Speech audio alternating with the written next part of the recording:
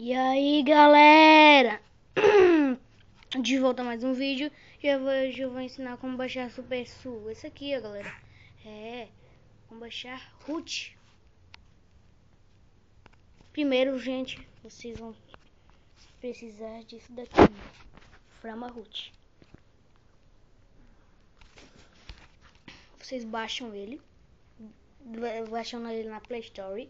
Vocês vêm aqui, ó, já vai ter o nome Install Super. Você deixa no Install Super. Depois você coloca Gandalf, que é o segundo aqui, ó. Segundo. Onde tá a bichinha azulzinha, tá ligado, galera?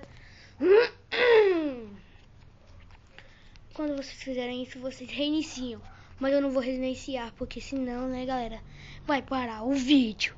E vocês não querem que aconteça isso. Então, esse foi o nosso vídeo de hoje, galera. Eu quero que vocês se inscrevam no canal.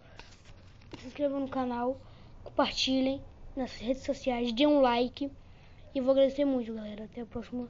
E falou, galera.